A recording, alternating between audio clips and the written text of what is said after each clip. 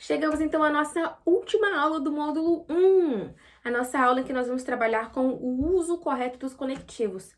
Nós já passamos ali por toda a estrutura do texto assativo argumentativo, cada parágrafo, nós vimos exatamente sobre tudo que a conclusão necessita, certo? Então aqui agora a gente chegou numa parte super importante, super legal, que é o quê? O uso correto dos conectivos.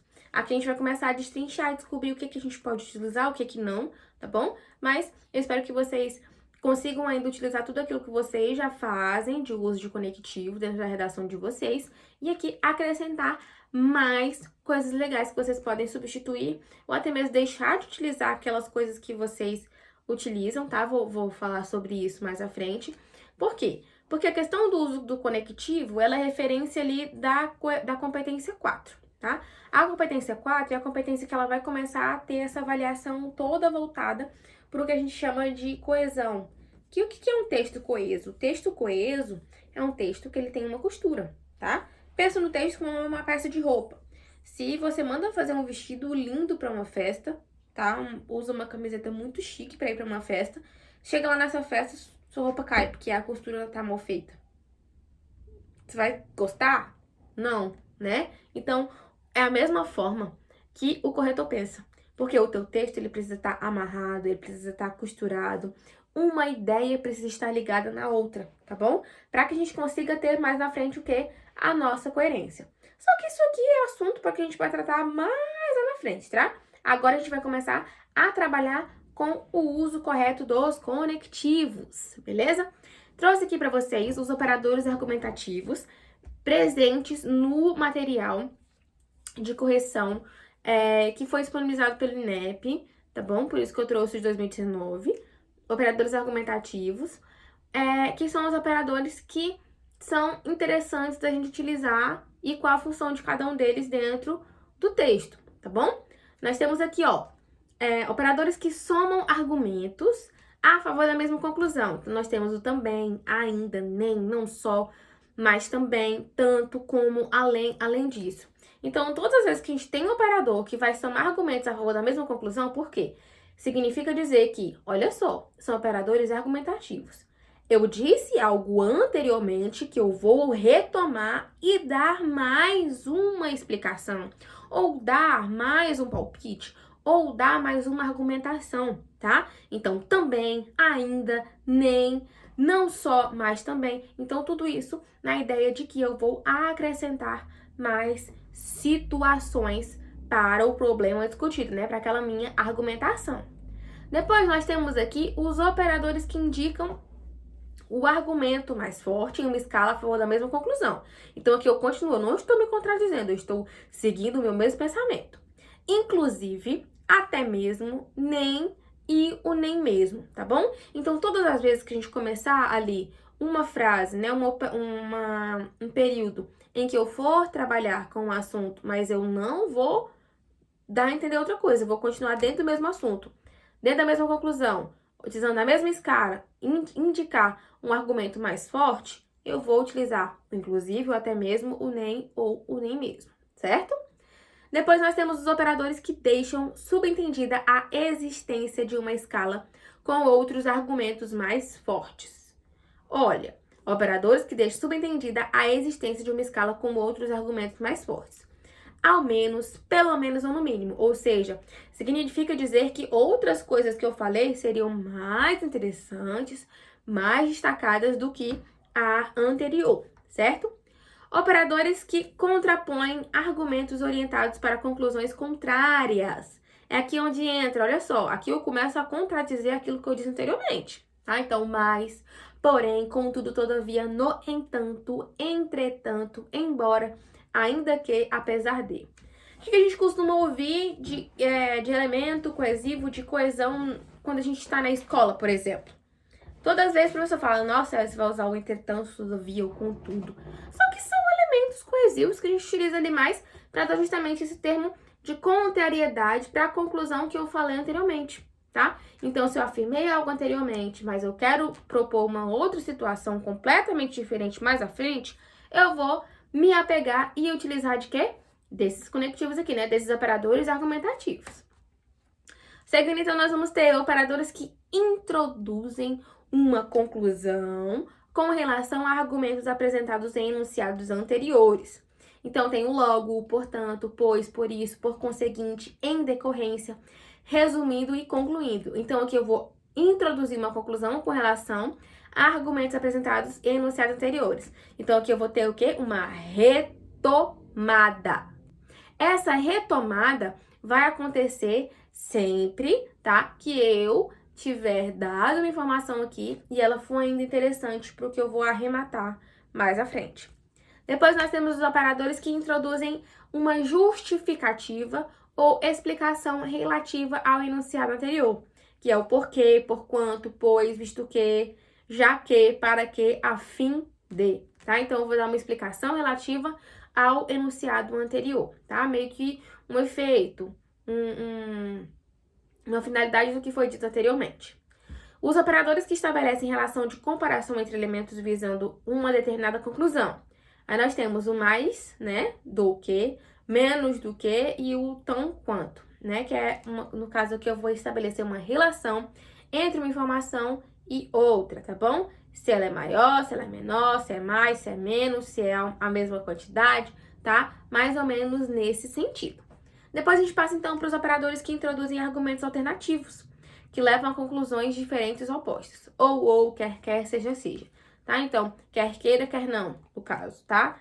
Obviamente que essa linguagem a gente utiliza mais na linguagem coloquial, na linguagem formal, melhor, informal, e a redação, ela necessita ali da utilização da linguagem formal da língua portuguesa.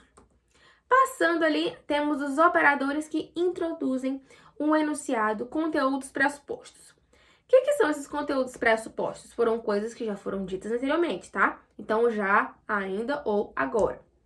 Por último, nós temos operadores que funcionam numa escala orientada para a afirmação da totalidade ou para a negação dessa totalidade. Significa uma afirmação pode ser um pouco ou quase, e a negação pode ser pouco ou apenas. Tranquilo? Lembrando que essa tabela, ela está disposta dentro do material de correção dos corretores do Enem de 2019, por isso que eu estou utilizando ela aqui, tá? Mas ela é realmente muito interessante e é trabalhada em todo o material, na verdade. Então, a partir do momento que a gente começa a ter essa vivência de conseguir ter acesso o meio de saber o que os corretores realmente corrigem, o que os corretores realmente querem encontrar no seu texto, você começa a ter uma vivência muito mais facilitada do que você quer escrever na sua redação, tá? Então, a gente passa aqui agora, mudou até de cor aqui o nosso slide, né? Quais conectivos não usar na redação? Gente, atenção total para essa parte, tá? Então, o que eu não vou utilizar na minha redação? Eu separei aqui 3. Podem não concordar comigo? Podem não concordar comigo. Mas eu vou explicar o porquê que não utilizar esses conectivos. Tcharam! Primeiramente, em primeiro lugar e em primeira instância, tá? Já vou deixar separadinho aqui, até aberto aqui o material aqui no tablet, porque eu preciso explicar para vocês detalhadamente justamente o porquê que eu não indico que utilizem essas palavrinhas aqui, né? No caso, primeiro, tá? Em primeira instância, primeiro lugar, primeiramente. Primeiro, por quê? Eu vou perder ponto se eu utilizar essas palavras? Não, tá? Você não vai perder ponto por utilizar em primeira análise, primeiro lugar, primeiro isso, primeiro aquilo. Mas também não vai ganhar. O que a gente quer, gente? A gente quer ganhar, tá? Então, lembra lá da quantidade de elementos coesivos, tá bom? Elementos coesivos que a gente precisa ter entre os parágrafos e no meio dos parágrafos, beleza? Então, se a gente precisa utilizar desses espaços para ter, por que eu vou utilizar um elemento que nem é elemento? Por que eu vou utilizar um primeiramente sendo que ele não tem a função de um elemento coesivo dentro do meu texto, sendo que eu quero ser avaliado porque eu tenho total conhecimento e total autoria de um repertório lindo e maravilhoso de muitos elementos coesivos dentro do meu texto, tá? Então, não faz sentido. Então, se a gente não vai perder ponto, mas também não vai ganhar, tá bom? Olha só o que diz o material. O material tem aqui um exemplo, obviamente que eu não posso mostrar para vocês, mas ele indica justamente o uso do em primeira análise bem no D1. O D1, logo após a introdução, já inicia com um suposto elemento coesivo chamado em primeira análise. Só que o que é esse em primeira análise, minha gente? A expressão em primeira análise, como está aqui disposto no nosso slide, ela é considerada essa avaliação apenas um elemento coesivo referencial. Ou seja, não tem conexão com o que foi dito anteriormente. Isso vale de alguma coisa, professora? Não, tá? Só que, de novo, vou repetir. A gente não perde ponto por utilizar esse tipo de elemento coesivo referencial. Só que a gente também precisa fazer com que a gente aproveite todos os nossos espaços dispostos dentro da redação para que a gente consiga amarrar o nosso texto o mais fechadinho possível, tá bom? Outro fator interessante e importante é que, quando a gente utiliza o elemento na expressão em primeira análise, aí depois disso, lá no D2, eu vou utilizar qual elemento, gente? Qual expressão? Eu meio que sou obrigada, tá? Olha só, entre aspas, a utilizar o em segunda análise. Ou se eu utilizo primeiramente, eu vou ter que usar o segundamente. Gente, o segundamente é uma expressão totalmente informal, tá bom? E o que é que nós queremos para dentro do nosso texto? Nós queremos a formalidade. A formalidade pautada dentro lá da C1, que exige que a gente tenha uma linguagem formal dentro da língua portuguesa, tá? Então, vamos lembrar daquilo lá para que a gente não cometa esse erro até mesmo nesses elementos referenciais. Por quê? Toda vez que a gente utiliza então, essa expressão em primeira análise, ela vai exigir que a gente precisa colocar um elemento posterior, que é o em segunda, em terceira, em quarta e assim por diante, tá bom? Há uma sequência lógica. Lembrando que essa sequência lógica, ela também tem que vir dentro da redação, então por isso que não é interessante que a gente comece a utilizar, ou melhor, que a gente deixe, tá, de utilizar essas expressões dentro dos nossos textos, certo?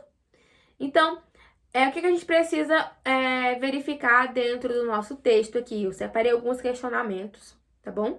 Para que você comece a se fazer esse tipo de questionamento toda vez que você terminar de escrever a sua redação, tá bom? Isso é o tipo de exercício também que serve para que a gente consiga fazer ali uma autoavaliação da nossa própria escrita, tranquilo? Olha só, a presença de elementos coesivos intra e interparágrafos ao longo do texto. Lembrando, o que é o elemento coesivo intra e o que é o inter, né? O inter e o intra são dois tipos de elemento coesivo que nós vamos ter aqui dentro do nosso texto, tá bom? O intra, está dentro, beleza? Então, dentro do parágrafo. O inter está ali entre os parágrafos. Tranquilo? O outro questionamento que nós temos separado aí é: a repetição de palavras ao longo do texto? A repetição de palavras também é outro fato que a gente precisa dar uma observada. Por quê? Quando eu tenho um texto dissertativo argumentativo, que eu sei que eu tenho que argumentar, trabalhar sobre ele, dar uma opinião, fechar com uma proposta de solução sobre um tema, eu sei que eu tenho o perigo ali, que eu corro um risco de fazer o quê? De começar a repetir diversas vezes as mesmas palavras do tema, né? As palavras-chave do tema. É para isso que existe o quê, gente? Existe os sinônimos. As palavras que vão remeter ao mesmo sentido do tema trabalhado, mas que a gente não vai utilizar na mesma repetição. Por que não é interessante utilizar a repetição de palavras e tomar cuidado com essa repetição de palavras dentro do texto? O texto dissertativo argumentativo, ele é um texto que ele tem ali no máximo 30 linhas, tá? Não é todo mundo que escreve as 30 linhas, ele tem uma galera que fica na faixa das 20, 25, 27, 28. É um texto curto. É um texto que, obviamente, para quem tá ali na vivência, nossa, tá esperando uma nota boa de redação, tá querendo melhorar na redação, parece um texto que é uma eternidade, né? Tipo, essas 30 linhas são quase impossíveis de alcançar. Tem gente que acha as 30 linhas já poucas. Eu mesmo tenho que diminuir muito a minha letra para caber dentro das 30 linhas, porque por mim eu escreveria livros. Só que também não pode, tá? Eu fugiria totalmente do assunto dentro do tema. Então, essa repetição de palavras ao mesmo tempo que eu começo a utilizar os sinônimos para que o meu texto não fique cansativo, eu preciso dar uma amarração, tá bom? Então, eu vou utilizar palavras que referenciem, tá bom? O que eu disse anteriormente, pode ser pronome, pode ser um verbo, isso e aquilo. Tudo isso vai caber aqui dentro do meu texto, tá bom? Então, prestem atenção quando forem escrever uma redação, deem uma olhada se vocês estão ali com essa repetição de palavras ao longo do texto. O terceiro e último questionamento que a gente deve fazer é o seguinte, ó. O uso de elementos coesivos é adequado? Ou seja, ele contribui para a articulação de argumentos? Quando a gente fala de articulação no corpo humano, né? Obviamente que eu não estou dando aqui conceitos biológicos, né, gente? Por favor. A gente pensa justamente numa ligação, né, que faz das partes fixas do nosso corpo para que a gente tenha articulação e consiga se movimentar, consiga fazer as dancinhas do TikTok, né? Péssima dançarina, por isso que sou professora e muito boa em redação e vou ajudar você também nisso, tá? Então a gente tem que começar a observar e a organizar o nosso pensamento de acordo com isso. Por quê? A partir do momento que eu percebo que o meu texto ele tá bem articulado, ele alcançou o que o meu corretor quer. Aí eu tô tranquila e de boas, né? Tô aqui na minha cadeirinha, tranquila, sentadinha. Só que, gente, até a gente conseguir chegar nesse patamar, a gente passa por alguns percalços, tá? Por isso que a gente viu ali algumas palavras que a gente não deve utilizar, algumas coisas que a gente já pode utilizar como parador argumentativo. Então, essa nossa argumentação, ela precisa ser articulada, ela precisa ser leve, tá? O texto precisa ser fluido. E a fluidez do texto, ela só é capaz de ser exercida quando você toma para si a questão dos elementos coesivos, os elementos que vão ligar uma informação à outra, ok? Então, isso serve para isso, por causa disso, com a finalidade disso, porque isto, porque aquilo, tá? Então, o texto tem que fluir. O texto é como um rio, o texto é como uma... Tem N analogias pra gente conseguir fazer aqui, né, com esse texto, porque o texto realmente é uma vivência, a escrita é uma vivência. Então, não adianta você querer começar a escrever do zero sem saber o que você vai falar, sem saber qual é a perspectiva que você quer chegar dentro do seu texto, tá bom? Então, comecem a praticar e a se perguntar esses 3 questionamentos aqui que eu acabei de passar para vocês.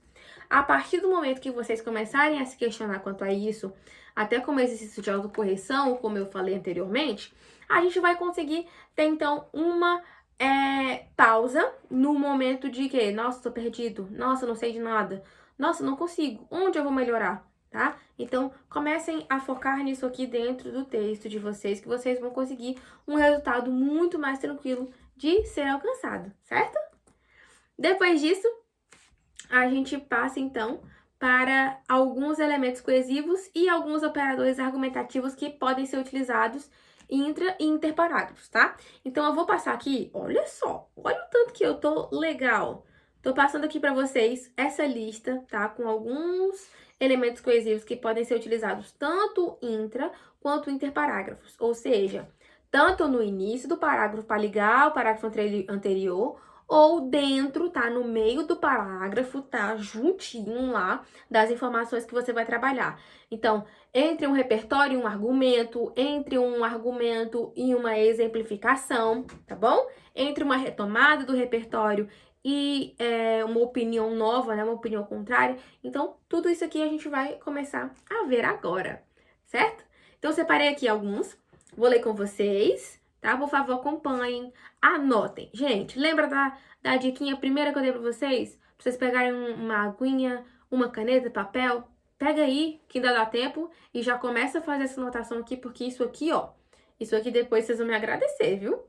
Vamos lá. Então, temos o ainda, além disso, isso posto, dito isso, com isso, assim, dessa forma, desse modo. Eu vou parar aqui na primeira coluna, porque eu preciso questionar vocês uma coisa. Gente, vocês estão vendo aqui algum elemento aqui, tipo assim, muito assim, nossa, fantástico. Nossa, esse elemento aqui ninguém nunca utilizou. Nossa, esse elemento aqui, quem corretor vai me dar 1000 por causa dele? Não tem. São elementos coesivos que são tranquilos, simples, claros e objetivos. Por quê? Por que são objetivos? Porque eles entregam a finalidade que a gente deseja dentro do texto. Então não tem que ter rodeio, não tem que ter floreio, não tem que ter isso e aquilo, não é desenho, tá? Não transformem a redação de vocês num filme de terror. Transformem ela numa comédia romântica, leve, tranquila, legal, que você sai com aquele frio na barriga de querer, nossa, eu escrevi tão bem agora, quero escrever mais, quero que o meu leitor consiga compreender tudo aquilo que eu falei, tá? Então, é uma leveza, tá bom? Necessária. E essa parte aqui desses elementos coesivos, eles servem também ali de conjunto para justamente as informações que a gente vai passar de forma formal, tá? Com uma linguagem formal, mas que não há necessidade de ter floreio, de ter aquelas palavras dificílimas que não fazem parte do nosso vocabulário. Tranquilo? Vamos lá para a segunda coluna. Que diz assim, ó. Com efeito, consequentemente, concomitantemente, simultaneamente, paralelamente. Aqui tem uma difícil, ó. O conquanto, acho que essa foi a mais assim diferenciada, né? Conquanto, dessarte e o destarte. Não obstante, outro sim, porquanto, posto que. Então, tem word na mente aí? Não tem word na mente, né? Geralmente a galera, comece a sua redação com word na mente. Ou com atualmente.